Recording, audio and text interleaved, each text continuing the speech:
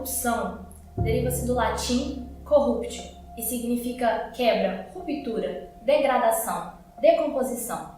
A corrupção data da Roma Antiga, quando as formas de divisão setorial e hierárquica foram envenenadas pela corrupção. Ainda nos dias atuais, vários casos de corrupção são revelados, desde casos mais estrondosos até mesmo casos mais ingênuos. Um dos primeiros filósofos a escrever sobre a corrupção foi Aristóteles. Para ele, o Estado está acima das sociedades naturais ou famílias, uma vez que o todo é mais importante do que as partes.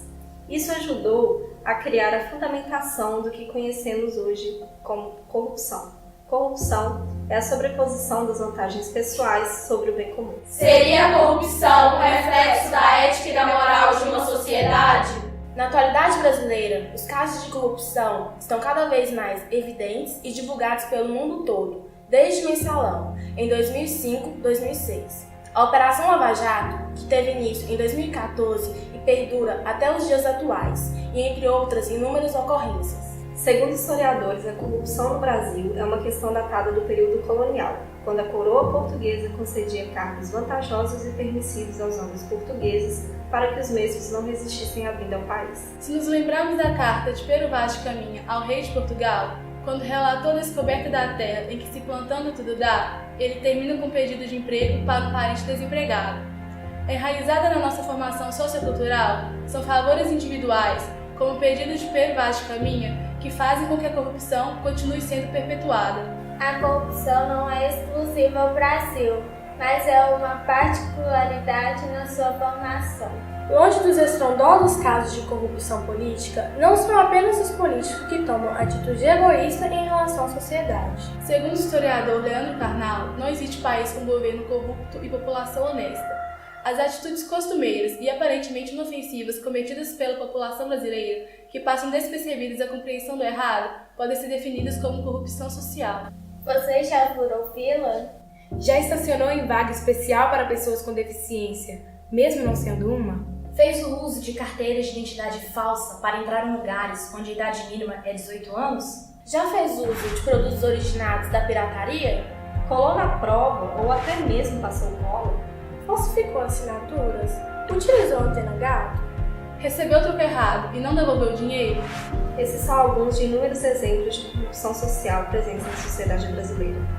Vale lembrar que não falar nada diante de situações como essa é ser condescendente, logo corrupto.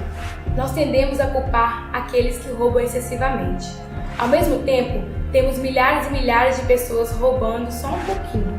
Porém, quando muitas pessoas roubam só um pouquinho, milhares e milhares de reais são perdidos, o que é muito mais do que é perdido com os trapaceiros agressivos. Segundo Michael Sandel, filósofo e professor da Universidade de Harvard, quando a corrupção é realizada em grande escala, indica um sinal de falência moral de uma sociedade. É uma incapacidade de colocar os direitos do coletivo à frente dos individuais. O filósofo humanista Michel de Montaigne defende que atos erráticos devem ser interpretados de acordo com a demanda daquele que o cometeu, colocando assim o pai que rouba o pão para alimentar o filho como correto. Para o filósofo iluminista Jean-Jacques Rousseau, a corrupção anda solta na sociedade. Na obra Discurso sobre a origem e os fundamentos da desigualdade entre os homens, ele afirma: o homem nasce bom, a sociedade se corrompe. Rousseau considerava que as pessoas são virtuosas apenas durante sua infância e juventude. Depois, inevitavelmente, se corrompem. Numa outra perspectiva, o filósofo Immanuel Kant diz que a corrupção é algo deplorável, uma vez que o ser humano deve sempre buscar o dever e não a indevida vantagem pessoal. Mas o que Kant quis dizer?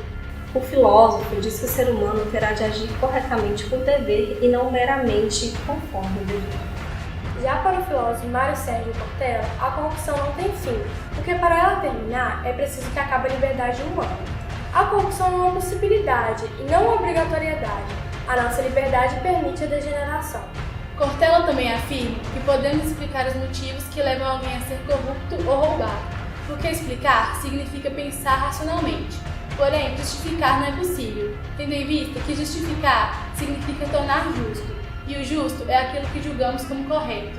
Cortella destaca que são as mesmas pessoas que dão péssimos exemplos as primeiras a cobrarem muito dos políticos, que gritam em nome da moralidade e pelo combate à corrupção. Então, como reverter as mazelas da corrupção? Segundo Mário Sérgio Cortella, só há uma forma de educar a nova geração, com o exemplo. Teorias são abstratas para as crianças, o exemplo é concreto. Não deveríamos ficar agarrados na cultura de que no Brasil damos um jeitinho nos pequenos problemas fora da lei. A corrupção é histórica e estrutural, não algo do governo, como diria o Henrique Carnal, que faz um alerta aos pais que condicionam suas crianças a elementos da corrupção ao condicioná-las a uma recompensa. Se você fizer isso, eu te dou aquilo. Precisamos estabelecer nosso sistema de princípios e valores, dar exemplo, mostrar o caminho às crianças, para que assim possam fazer as melhores escolhas. Ser honesto é a única maneira de dizer não à corrupção sem ser hipócrita. A sociedade muda quando os indivíduos que vivem nela mudam.